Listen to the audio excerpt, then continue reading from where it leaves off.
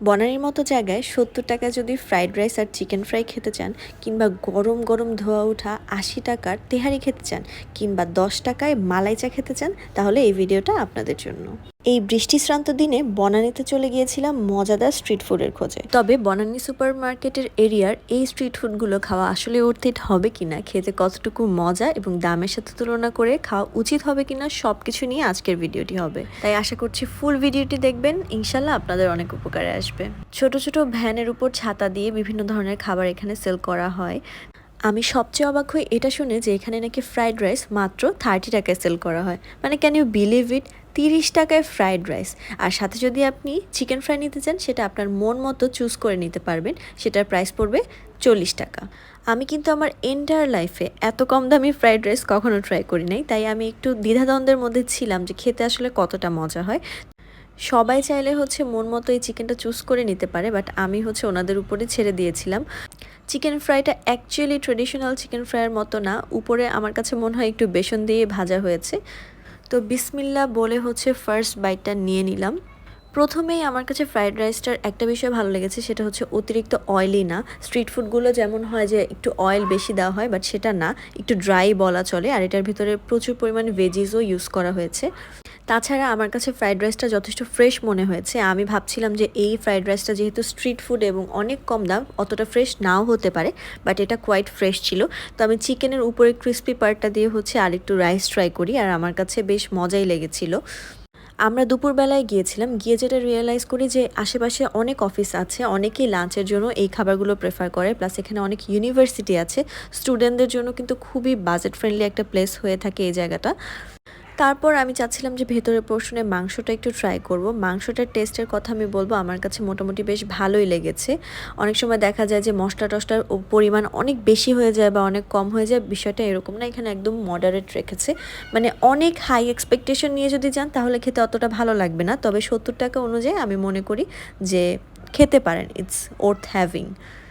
তারপর আমি খেয়াল করলাম রাইসের সাথে আপনি চাইলে একটা চাটনি বা একটা সসের মতো নিতে পারেন, যেটা আমার কাছে অনেক বেশি উইয়ার্ড অ্যান্ড একটু ইউনিকই লেগেছে, কারণ আমি কখনো ফ্রাইড রাইসের সাথে কিন্তু চাটনিটা ট্রাই করিনি। এটা মেইনলি ওনারা পাকোড়ার সাথে সার্ভ করে, তো দিয়ে মিক্সড করে খেয়ে দেখলাম, আমার কাছে কিন্তু বেশ মজা লেগেছে। একটা ইন্ডিয়ান ভাইবস আসে, কারণ ইন্ডিয়ান রাইসের সাথে যে আমরা চাটনিটা খাই ওই ধরনের একটা ফিল আসছে। যেহেতু বৃষ্টির দিন ছিল, খিচুড়ি অনেক আগে আগে শেষ হয়ে যায়, সো আমি চিন্তা করলাম ঠিক আছে তেহারি ট্রাই করি। তেহারি ফুল প্লেট 120 টাকা আর হাফ প্লেট 80 টাকা করে। আর আপনি যদি এক প্লেট খাওয়ার পর আরেকটু নিতে চান, সেটার প্রাইস পড়বে 40 টাকা। তো আমি হাফ প্লেট নিয়ে নিলাম। একটা জিনিস অনেক বেশি ভালো লেগেছে, সেটা তেহারিটা একদম গরম গরম সার্ভ করা হচ্ছে, যেটা দেখেই আমার অনেক বেশি লোভ লাগছিল। আর এখানকার খাবারগুলো কিন্তু সার্ভ করার সাথে সাথেই ঢেকে ফেলা হয়, যেহেতু স্ট্রিট ফুড, রাস্তায় অবশ্যই অনেক ধুলা ময়লা থাকে, বাট এই জিনিসটা ওনারা অনেক সুন্দরভাবে মেনটেন করে, খাবার সার্ভ করার পরেই ঢেকে ফেলে। তারপর সাইডে শশা টশা আমাকে দিয়ে দিল। এই শশা দেওয়ার স্টাইলটা আমার কাছে খুব একটা ভালো লাগেনি, বাট স্ট্রিট ফুড তাই আসলে খুব বেশি কিছু বলতেও পারলাম না। তো আমি একটু লেবু চিপে নিলাম, কারণ বৃষ্টির দিন, তারপর গরম গরম তেহারি, লেবু ছাড়া তো ভালো লাগবে না। আর এখানে আলু ছিল 2 পিসের মতো, আর ছোট ছোট কয়েক টুকরা মাংস ছিল। তবে মাংসের অ্যামাউন্ট আমাকে অনেক অনেক বেশি ডিসঅ্যাপয়েন্টেড করেছে, কারণ আমরা নর্মালি যদি নর্মাল দোকান থেকেও তেহারি কিনে খাই, সেগুলো কিন্তু হাফ প্লেট 70-80 টাকায় বিক্রি করে, সেখানে মাংসের কোয়ান্টিটি আরেকটু বেশি থাকে, পিসগুলো বড় হয়।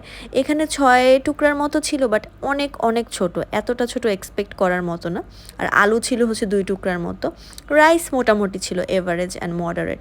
যতই বনানীর এলাকা হোক, এটা কিন্তু স্ট্রিট ফুড ভাই, সেই হিসাব করলেও কিন্তু মাংস আরেকটু বেশি ওনারা দিতেই পারতো, কেননা ওনাদের কিন্তু ওই কষ্টটা নেই, দোকানের যে কষ্টটা থাকে সেই কষ্টটা থেকে কিন্তু তারা বেঁচে গিয়েছে, তো সেই অনুযায়ী কিন্তু মাংস আরেকটু বাড়িয়ে দিলে পারতো।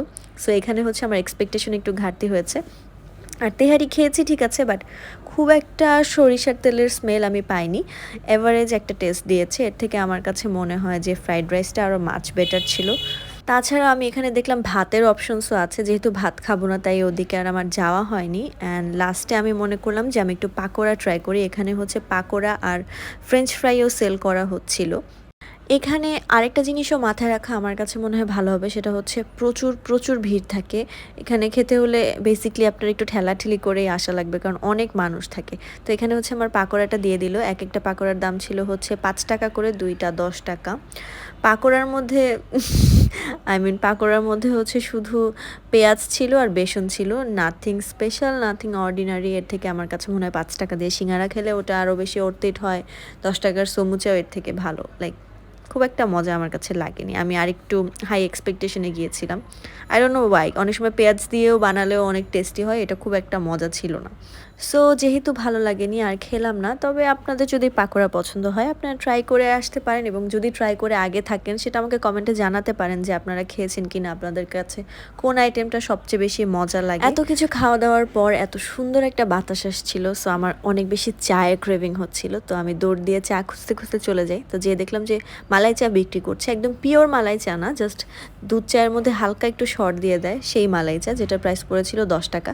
আমি বলবো যে এখনও 10 টাকায় যে এত মজার চা বিক্রি হয়, এটাই আসলে আল্লাহর কাছে শুকরিয়া করার মতো বিষয়। কারণ দিন দিন যেভাবে সব কিছুর দাম বাড়ছে, চায়ের দামটা না বাড়লেই আসলে হয়। অ্যান্ড চায়ের দোকানের পরিবেশটা আমার কাছে হাইলি আনহাইজেনিক মনে হয়েছে, একদমই। যে যতক্ষণ রাইস খাচ্ছিলাম এতটুকু তাও ভালো ছিল, বাট চায়ের জায়গাটা আসলে আমার কাছে একদমই সুন্দর লাগে নাই। যাই হোক, দেন হচ্ছে আমার মনে হলো যে চাটা আমি চেঞ্জ করে ফেলি, কারণ আমি এখানে দাঁড়িয়ে আর খেতে চাচ্ছিলাম না। সো আমি হচ্ছে ওয়ান টাইম কাপে ওনাকে দিতে বলি, আর উনি সেটাই করে, আমাকে ওয়ান টাইম কাপে দেয়। তারপর হচ্ছে আমি চা খেতে খেতে একটু সামনের দিকে চলে যাই। অ্যান্ড আমি বলবো এই চাটার টেস্ট ভালোই ছিল, খারাপ ছিল না। চা লাভারদের ভালো লাগবে। আর ওয়েদারের একটা ডিমান্ডও ছিল, ওয়েদার ডিমান্ড অনুযায়ী it was okay. So yes, this was it about today's video. I hope you like this video, and if you like this video don't forget to like, share and subscribe to my channel. And আমাকে জানাতে ভুলবেন না যে আমি next কোথায় আবার street ফুডের video করতে পারি। বাই।